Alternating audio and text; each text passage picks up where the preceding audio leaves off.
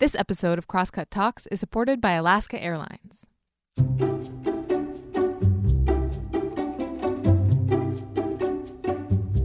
Hey, welcome to Crosscut Talks. I'm Mark Baumgarten, the managing editor at Crosscut, and this week we're talking about the future of cities. Over the past few decades, cities have been a center of anxiety in the American mind, whether we're talking about the fading of the industrial centers in the Rust Belt or the booming gentrification of those cities that have managed to successfully transition to an information economy. Then COVID came and kind of set those anxieties into overdrive, but it also upended some of the assumed wisdom when it came to city life in the US. With the sudden rise of remote work, soothsayers were warning of a future with hollowed-out cities, as workers fled the cramped confines of expensive condos to more relaxed and affordable suburbs and smaller cities. On the other side of this were hopes of a kind of renewal, in the form of more equitable and livable cities with greater social safety nets. Now that we've been living in that future for a year and a half, those predictions have lost much of their luster, and the future of cities, while maybe more clear, remains very hazy. To bring some more clarity, we invited Richard Florida to the Crosscut Festival to weigh in with his evolving vision of our urban future. Florida is probably best known for his 2002 book, Rise of the Creative Class. He is also a professor at the University of Toronto and co-founder of City Lab.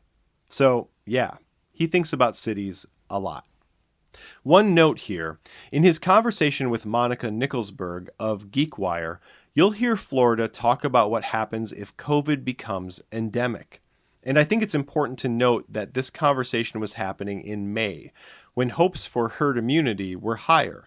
And it's important to note that we do appear to be headed toward a COVID-19 virus that is endemic. So keep that in mind while you're listening. This conversation, and all other conversations on the tech and economy track at the 2021 Crosscut Festival, is sponsored by Comcast, which would like to share the following message. Comcast connects Washingtonians to moments that matter, helping their fellow residents stay connected to their families, workplaces, schools, entertainment, and their world through the internet. Comcast Washington is dedicated to serving their local neighbors and working with nonprofits, businesses, and cities to create equitable access to the internet and other technologies for communities statewide. Visit washington.comcast.com to learn more. This conversation is also sponsored by C-City, which would like to share this message. C-City is where tech and the community collaborate to get results. They are a tech industry nonprofit dedicated to the 300,000 tech workers in our region, with programs designed to leverage the power of the industry for the good of the community. They are proud to support the Crosscut Festival and conversations that shape the future of our region. Learn more at ccity.org. That's SEACITI.org. I hope you enjoy the conversation. If you have any feedback, please send it to talks@crosscut.com. Okay, on with the show.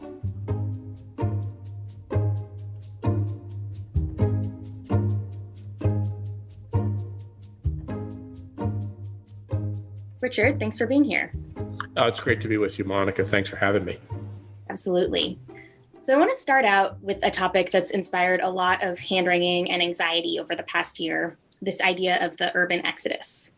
So much ink has been spilled over this fear that the pandemic is going to hollow out our once thriving cities. And I know this is something that you've researched and studied quite a bit. So how worried should we be about this trend?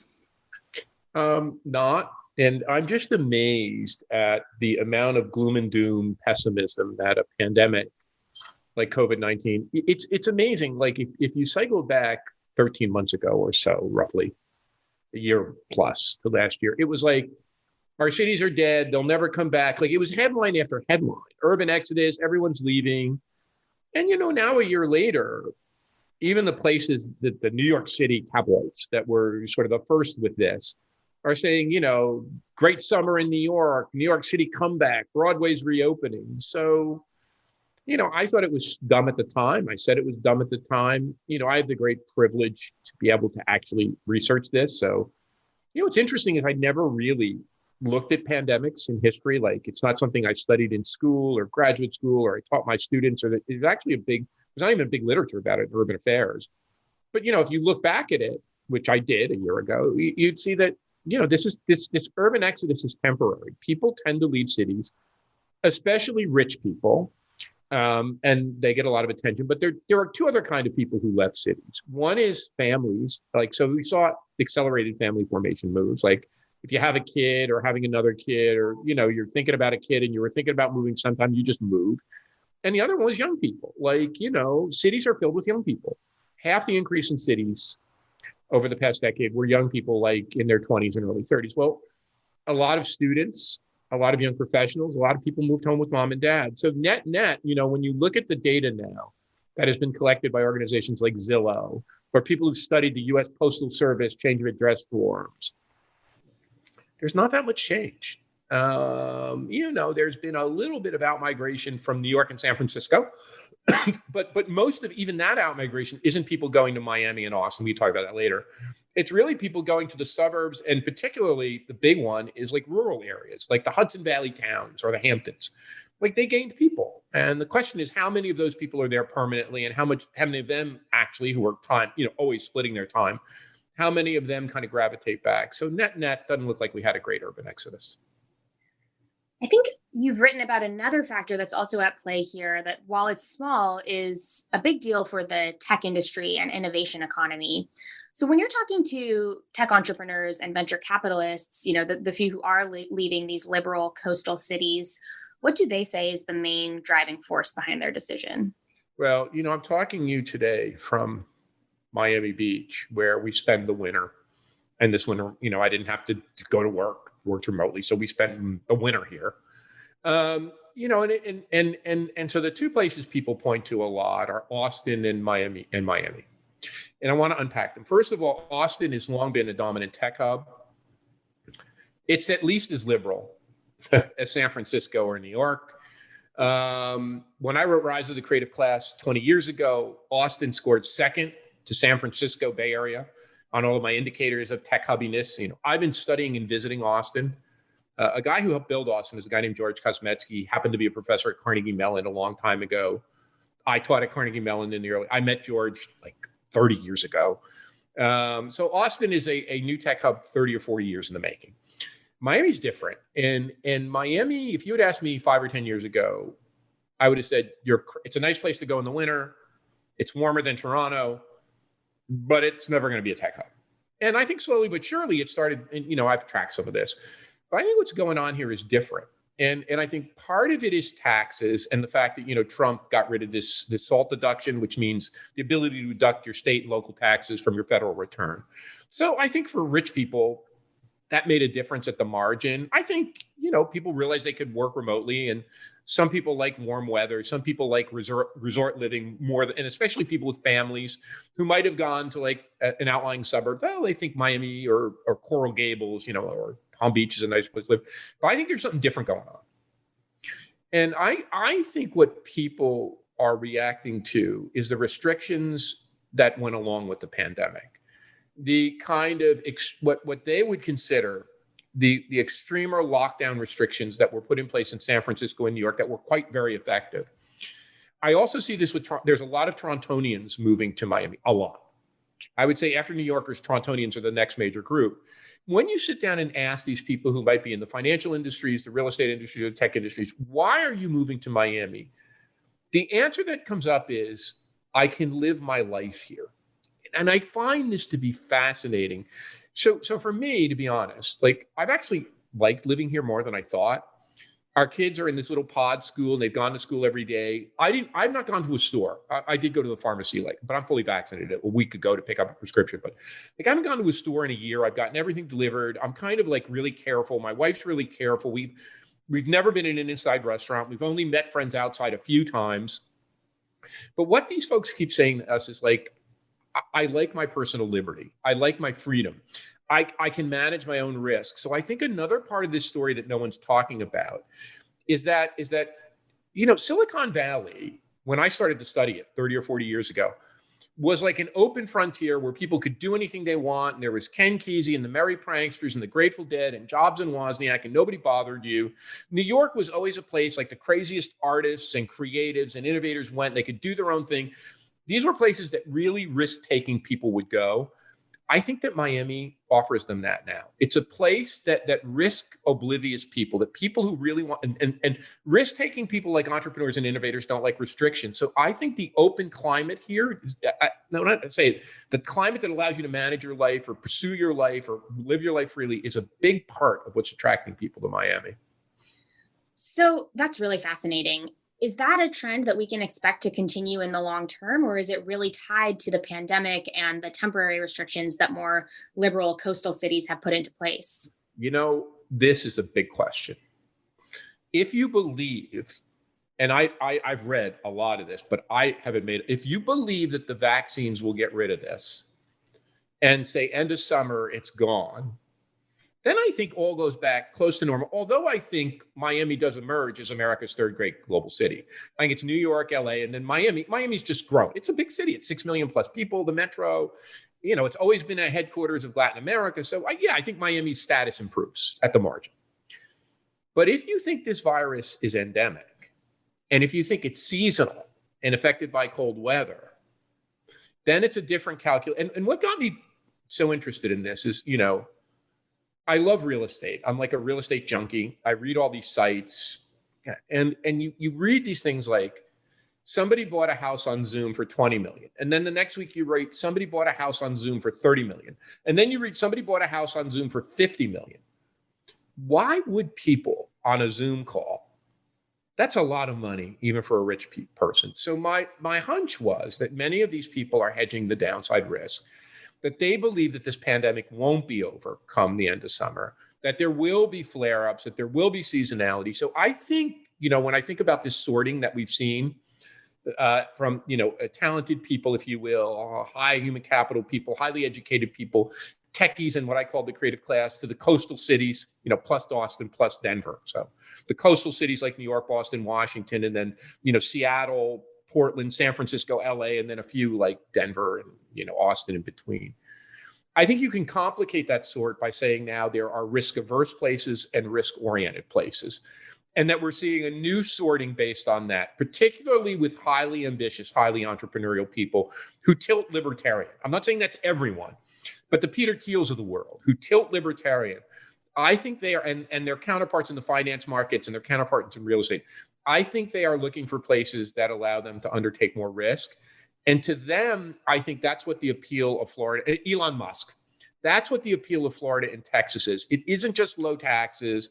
It isn't just open governance. I think it's this idea that these are places that are less restrictive. So yeah, I think we could begin to think about places in those two categories as lasting categories. And by the way, I think that innovators and entrepreneurs have always gone to risk-oriented places. I think that's what Silicon Valley was back in the 1960s. I think that's what New York has been from the 1920s, 30s, 40s, 50s, probably up until now. I think cities have always been places that risk-oriented people felt comfortable.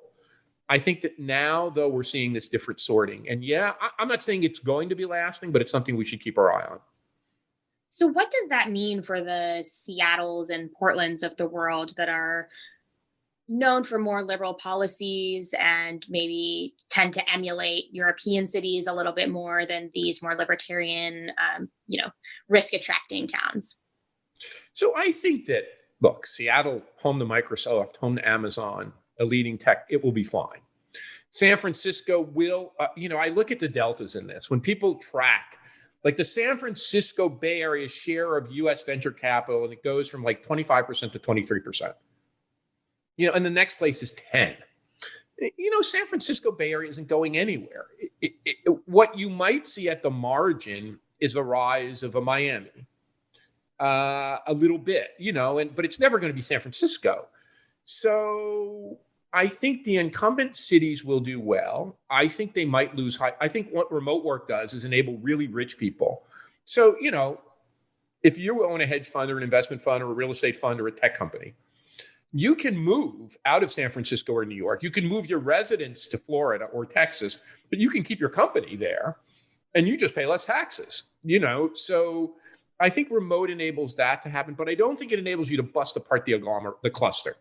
I think the cluster that is Seattle, the cluster that is San Francisco, the cluster that is New York, and it's really interesting, a lot of these creative class types, the people, the innovators, the techies, look, the way I would say this, how many of when I taught at Carnegie Mellon kids wanted to go to San Francisco.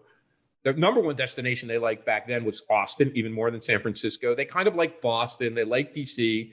They liked crunchier places. They like crunchier. They skew kind of socially more liberal. Maybe they're economically conservative a little bit, but they skew socially more liberal. They're not attracted by red state politics that kind of repulses them. So I think the established tech hubs remain attractive to those folks, but the people who run the companies probably skew more libertarian. So they go elsewhere. But I don't see Miami, maybe it's just me, I don't see them being like the number one destination for MIT and Carnegie Mellon or Stanford engineers.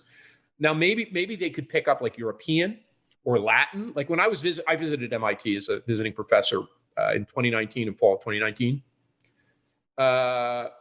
Like when I talked to the Latin folks at MIT, they're like, yeah, Miami'd be great for us, but not that, you know what I'm saying? Not so much the US kids. So yeah, I think there's a difference, but I think there might be some rise of the rest generally, but I don't think it's going to alter the playing field all that much. Sure. You hit on something we talk about at GeekWire a lot, which is that the Elon Musks and Peter Thiels of the world, the managers of big technology companies, do not necessarily reflect the ethos of the average tech workers at those companies. I agree. I think that's exactly right. But I think, they can play a big role in helping a second tier community become better. So look, the way I always say this, and you and I have talked about this, if you want to think about the rise of the rest, you can't think about like everywhere America. And as much as I may have complained about Amazon's, incentive extraction campaign, their analysis of cities was probably the best I've ever seen.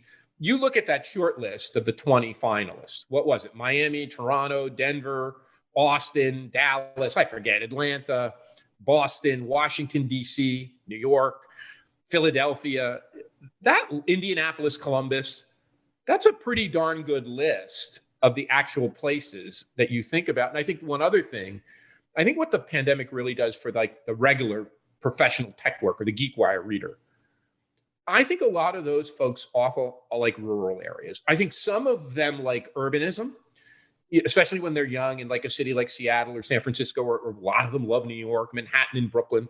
But as they start to have kids, they don't like the suburbs. Like they don't like the traditional generic suburb. That was the American dream. But they really like a place like Hudson Valley, New York, or they really like a place like Bozeman, Montana. There is something about rural America that speaks to these people.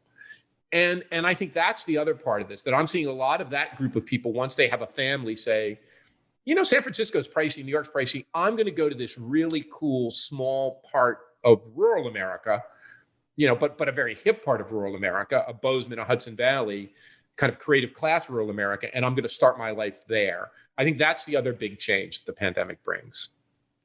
Yeah, absolutely. And I'm glad that you brought up kids, because while families moving out of cities to the suburbs is not a new phenomenon, there is this new phenomenon in the US that's getting a lot of attention with the newly released census data that shows the birth rate dropping to historic lows, record lows.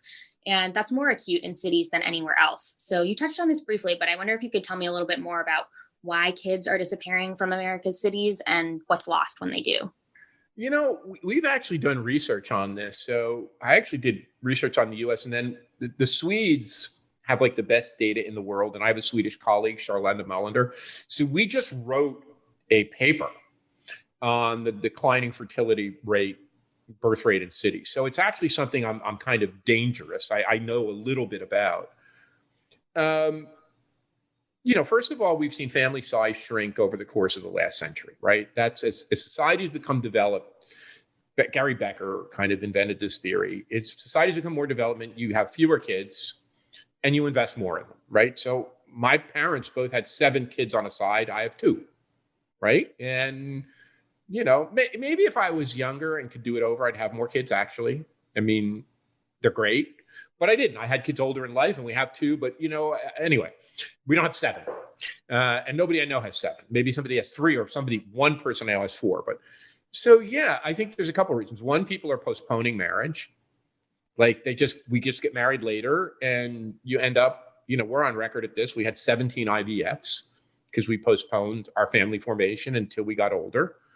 So I think that's part of it. The age of first birth of the first child has a big, the math just gets difficult when you're having kids in your 30s or 40s versus kids in your teens or 20s. I think that American cities are really hard places to raise kids. And I don't think this is the case in Canada or Europe. Like in the United States, schools are just really hard to navigate in urban areas. Public schools are problematic. Often private schools are not only costly, often private schools are not in the urban core. Oftentimes private schools were built in the suburban hinterlands long ago, and they're not in the city. So then people just say when they have a family, it's expensive to live in the city. It's hard to live in the city, and the schools are far away, so I'll move. And yeah, I think with COVID, the birth rate decline is, it's scary. I was scared to death. I'm not an anxious person. I actually called my doctor and said, "Could you prescribe me anti-anxiety pills?" And he said, "No, you don't need them. Like, chill out." And I didn't. But I was freaking out, and I'm not an anxious person. So I think a lot of people postponed it. They got scared, right? And who would want to give birth? Like, if you could manage your way around it, who would want to give birth during COVID when your loved ones couldn't be with you and you're scared? But yeah, I think it's a long-run problem, and I think it's something we need to be concerned about. I think. Look, I can say in Toronto is a city, even though it's expensive, that's filled with kids, way more than any U.S. city I know. And kids give cities a really great vibe. I think cities with kids are great, but I just think it's a hard thing to do in the States. Yeah. And there is some debate over how concerned we should be about this. There are plenty of studies that show, for example, that the best thing you can do to reduce your carbon footprint is to not have children. But right. I don't know if it's discussed as much what the economic and societal issues are that are associated with a low birth rate. Can you talk about that a little bit? Like, should policymakers be trying to encourage young people, especially people in cities, to have kids? So I don't know, but I can tell you, my parents scared the daylights out of me about, one of my uncles got his teenage girlfriend pregnant and got married young and didn't finish high school. Like, and I'm the parent of two girls. Now, my girls are 4 and 5, but, I'm not going to scare them like that. Like, I'm going to tell them that actually having kids is the greatest thing you can do, and it's really important. I just think a more general awareness, instead of saying kids make you not happy, which is a whole literature on this that say your happiness declines when you have kids. The other thing is probably support. Like, I had kids later in life, and we have a nanny because, I made more money. Like, I think it's really hard if you don't have support, and our childcare system is so awful. So better support, like social supports to have kids. And yeah, I just think there's a way to turn this around. We've depended on immigration, right? In America, we depended on immigrants coming here, having more kids than we do. Like my grandparents having set, 7 aside, coming from Italy, Southern Italy. But yeah, I think there's stuff we can do.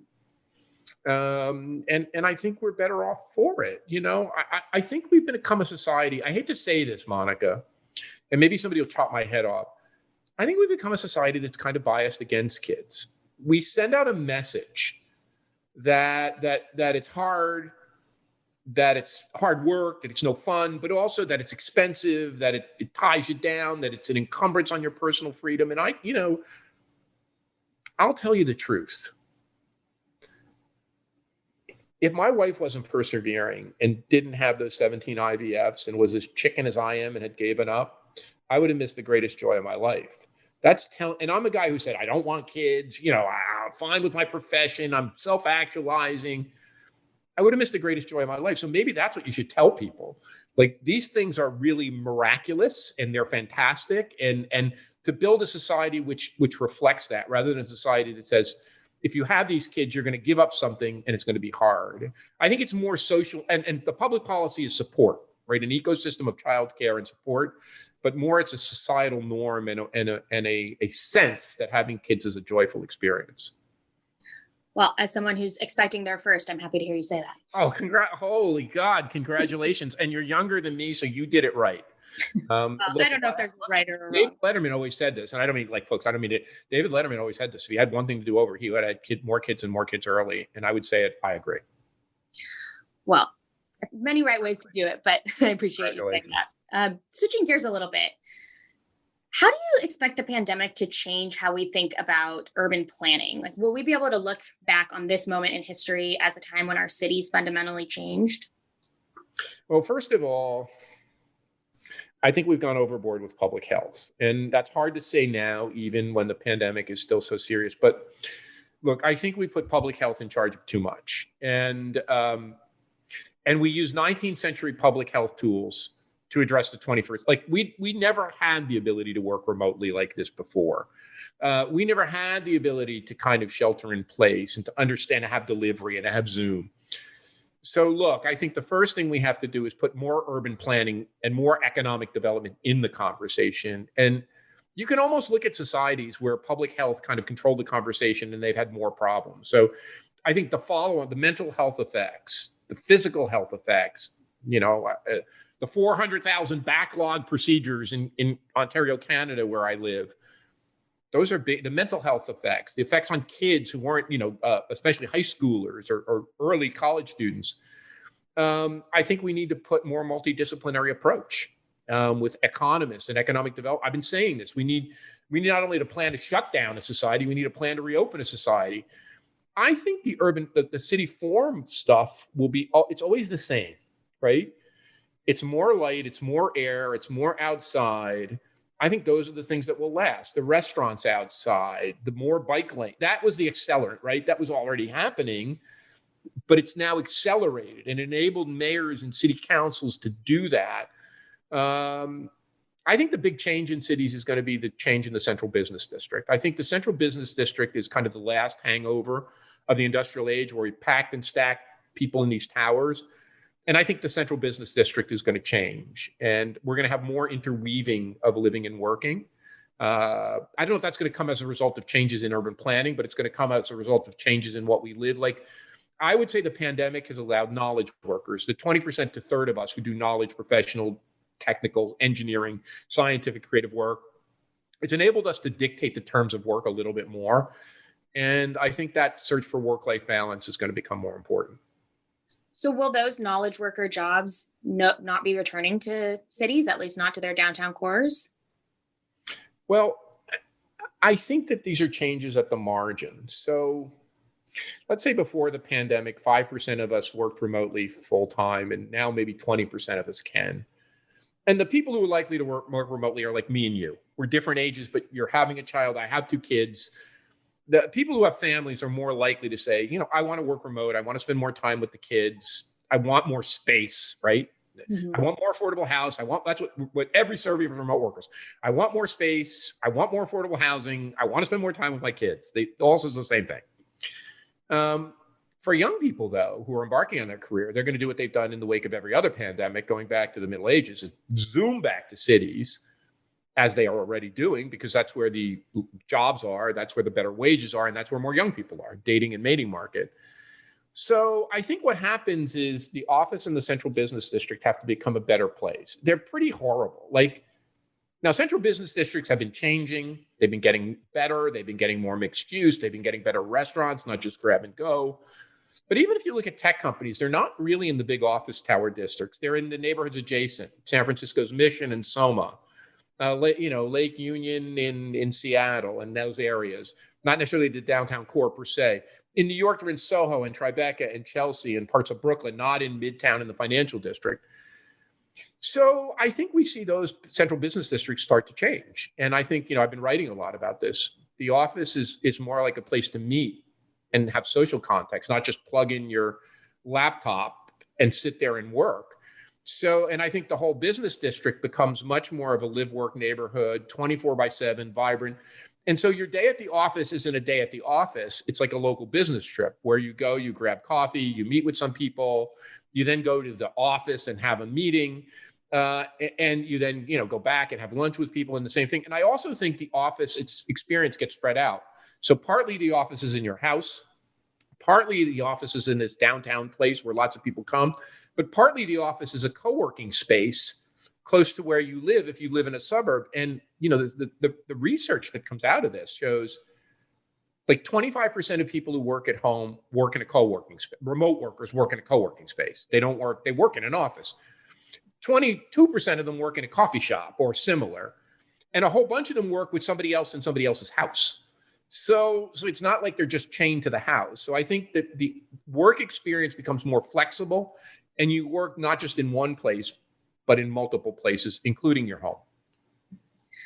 So given that dynamic, it really casts a new shadow on all of this housing that has been built very close to downtowns, especially in booming cities like Seattle, where I live.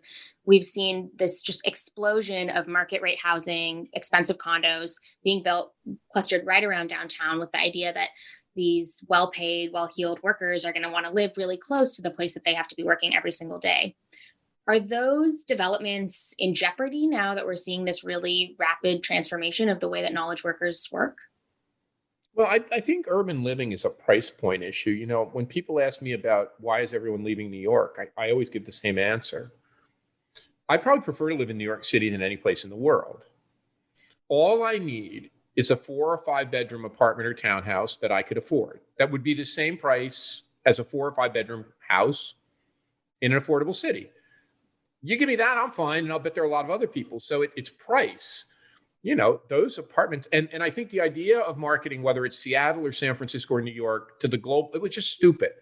We're going to build these giant, beautiful skyscraper towers with fantastic views, and the apartments are going to go for $20 million, and some global super rich person is going to buy it. That market is pretty finite. And it's not a market that really appreciates cities. It might like to have this trophy that you look at, but it's not a city dwelling. And that's why you got developments that were kind of almost like gated tower complexes. So I think cities get younger. That stuff gets reprogrammed. It can become. We saw this in Miami last cycle, 2008, with all the luxury condos that went up in the Brickell area. They couldn't sell them, so they rented them out. And that's how Brickell became an interesting neighborhood. Young people started to rent those condos and animate the neighborhood. I think, though, we're also got to have to look at something, what I would say is like the mixed-use building. And not just the mixed-use neighborhood. I think that people are looking to be able to work a little bit more from home, and that's harder. I'm talking to you from a condo in Miami Beach. We rented an apartment. I'm talking to you from a rental apartment in our condo building, which I use for work and Zooms. And we had the means to wait out a pandemic and rent a little apartment that I could put up a Zoom studio in and do calls from, because we only have a 2-bedroom apartment and we have 2 kids. I think that having these kinds of spaces, workspaces in apartment buildings, co-working spaces, not just in urban centers, but in suburban areas. I was talking to a group in Vancouver, Washington, that bought one of these historic old industrial parks designed by a great mid-century architect that is thinking about remaking that as a place for living, working, co-working. So yeah, I think the rise of the mixed-use building, and I think that's not only the case in the urban area, but in the suburban area where you can live and work. But yeah, I think right. Look, most people do remote work jobs, live in cities. That's because most remote work jobs are in cities. So even if 10 to 20% of them leave, that still seems most of those people will still be in cities or close to cities. So yeah, I think they're just going to get younger and more affordable, and that's not a terrible thing. What does all of this mean for the workers whose industries depend on knowledge workers being in a physical place consistently? We're talking pretty exclusively about the creative class here, but there's a whole other class of workers whose jobs are really dependent on these predictable patterns of commuters. So we actually have a whole range of research on this. Knowledge workers have done just fine during the pandemic. I mean, wages and salaries haven't gone down. They've had much more flexibility. They've been able to work from home. There's 20% to 30% of us and the stock market's up. Their real estate, unless they changed houses, their real estate prices are up. They've done pretty well. It's really the rest of America, so-called essential workers, that have gotten decimated. And essential workers tend to be disproportionately female, disproportionately new immigrant, disproportionately Black or Latino. So from the incidence of COVID cases, COVID hospitalizations to deaths, which are anytime from 2 to 5 times higher. The ability to safely shelter yourself in work, not have to work around the public or others. And I think now to add insult to these already high level of injuries, the people who get hurt in the decline of the central business district or the office district are not the knowledge workers who simply move their location of work from an office to a house and reduce their commuting expenses, so their lives might get better.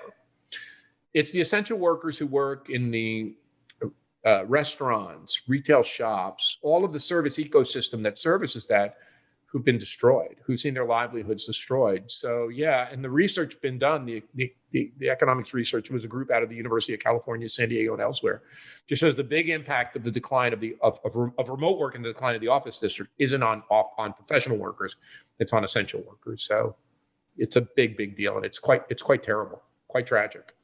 And are those jobs gone for good? I think the jobs have changed, right? I think that those jobs might be gone for a long time or changed. I don't think those grab and go restaurants are going to make it, and those low end, coffee shops. I think it's going to have to be an upgraded experience. So some of those jobs may be gone, and those jobs have shifted to delivery, to warehouse and logistics, all of the things that we've depended on. And so, yeah, some of those jobs may be gone for good, or they've been turned into other kinds of jobs. Yeah. We'll be back with more after this message. Dreaming of a long-awaited vacation? Take your travels to the next level with Alaska Airlines. They're committed to providing a higher standard of safety and cleanliness throughout your journey. From mask requirements and touch-free options to HEPA filters on board and fresh air every 2 to 3 minutes. Plus, their award-winning loyalty program, Mileage Plan, makes it easy to earn and redeem miles wherever you go, including destinations worldwide, thanks to their One World Alliance membership. If you're ready to land a low fare, next-level care, and the best experience in the air, book now at alaskaair.com.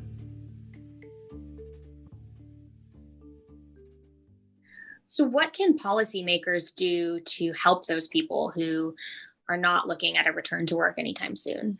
Well, you got to give the Biden administration credit. The stimulus and bailouts and funding have done a lot to help Americans. I mean, if you had said to me 2 things. One, and I hate to give Trump any credit, but, with the vaccine and Operation Warp Speed, as much as it was the American private sector and innovate, we did okay, even with the worst president in modern memory. And then, fortunately, as America seems to always rise to the occasion, we elected a really good president, or some people say a transformational president. I don't know about that, but a really good, competent person who knows how government works. And we enacted, a broad set of stimulus measures to get money in the pot, more far-reaching than most European societies did. We got money in the hands of people and allowed them to survive. So I think that the national level, we've done a good thing. I think for the local level, what we've not done enough of is this. There has been a lack of awareness of understanding and planning for a post-pandemic reality. Our localities have been very reactive, very restriction-oriented. All those things were important, especially in the early days of the pandemic. But, since March of last year, I've been arguing we need plans for reopening. We need plans for post-pandemic life. We need strategies to get back up and running. We need ways to make sure our airports are safe and universities. And we're getting there, but we're doing this in this more ad hoc way. So I think the most important thing our cities and metro areas can do is really focus on what this post-pandemic reality be like. And then I think what you said, not just getting open and up and running, focusing on equity and inclusivity. And I think the big thing there was, we saw an outpouring of popular support across classes, across races, across generations that go under the banner of the Black Lives Matter movement, where people said enough is enough. This racial and economic injustice, we've had enough. We want to see it build, we want to build back better cities, to use Biden's phrase. Yeah, I think that's what we got to do, because if not, we're going to reopen, but we're going to become, what we've seen, right? Massive stock market gains, massive real estate gains, massive gains going to the 0.001%, substantial gains going to the top 20 or 30%, and then everybody else's economic fortune, while the stimulus and bailouts help, sinking, relatively speaking. So we're going to have to address that and build a more inclusive society going forward.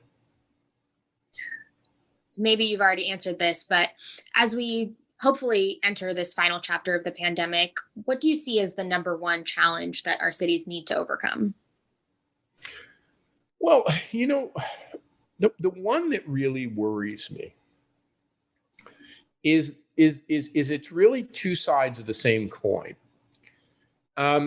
It's the anxiety about how people go back to normal life. So there are a lot of people like me who just lost their footing. And I know I'm not the only one.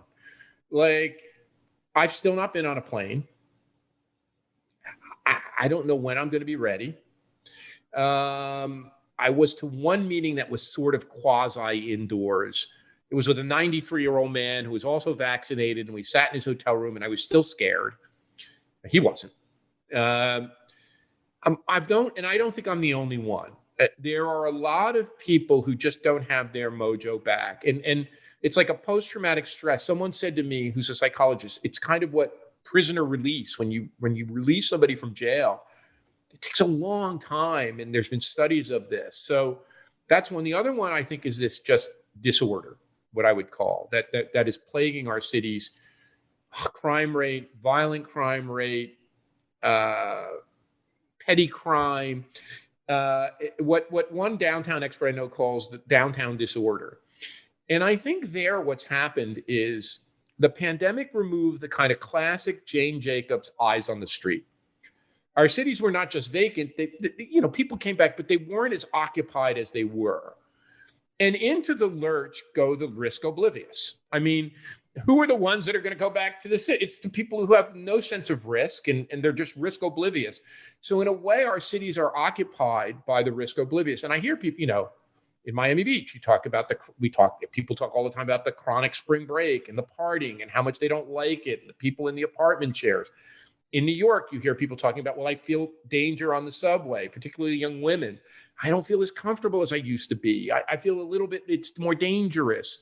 So I think the big thing is going to be, how do we create a calmer, more normal environment, which enables people to go back to work, to go back to daily life, and hopefully the summer, right? As the weather gets nicer, particularly in the northern cities, as the vaccines get more widely spread and people feel more comfortable, that happens. But I think this is the number one factor, this kind of disorder. I don't know what else the word for it, disorganization, disorder.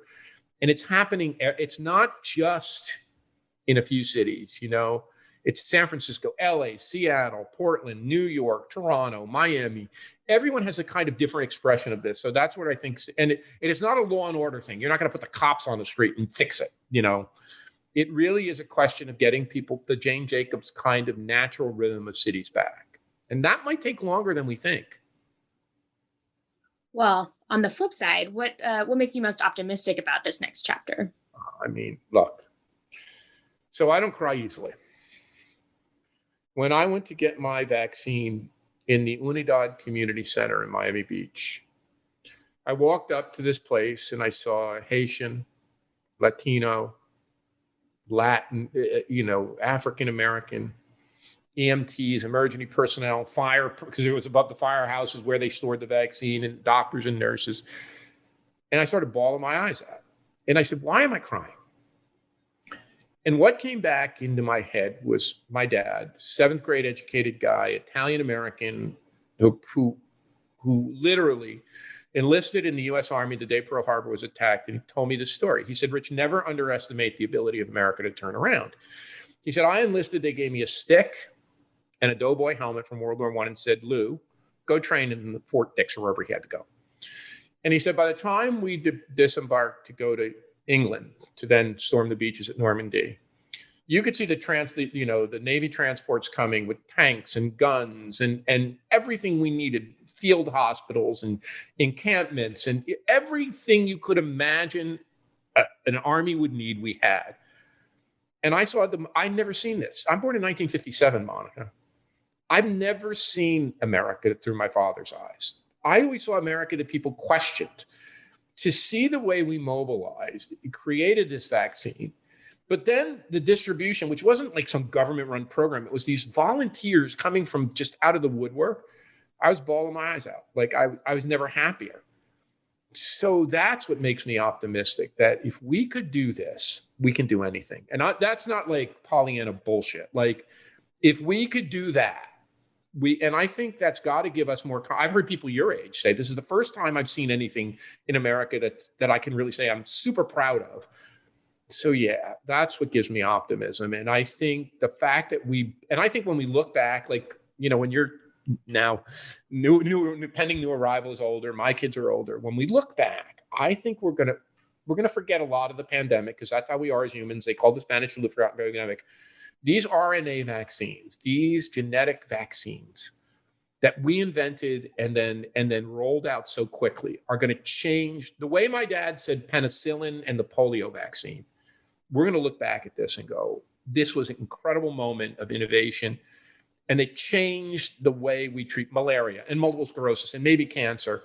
And so, yeah, I'm optimistic. What makes me nervous is that we forget. We have a tendency as human beings to forget the pain and suffering. And the fact that, look, we're going to go into the roaring 2020s. There's no doubt in my mind, we're on the cusp of the roaring 2020s. Just wait till the summer. But, the roaring 20s was the flappers and the jazz age and the Great Gatsby and a big party. But there was a time of tremendous inequity that it took the New Deal and more to solve. I hope that this time we don't forget, that we don't go into this giant party mode and forget all the things that are important to us, and that we really do double down in building, a better, more inclusive, that we do build back better. So that's my hope. Well, I think that is a beautiful note to end on. Richard, thank you so much for joining me. This was a really fascinating conversation, and certainly trends that we're going to keep watching closely.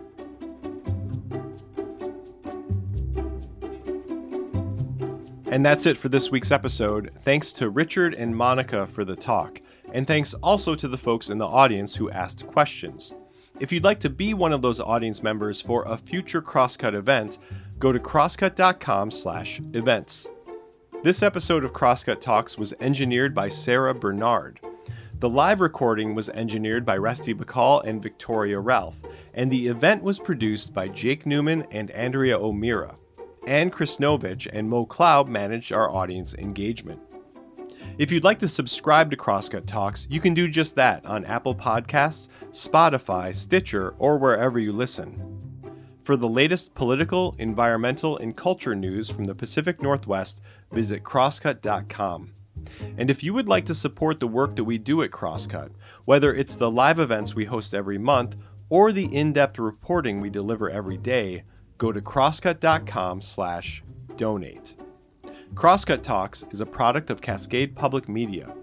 I'm Mark Baumgarten. We'll be back soon with another conversation.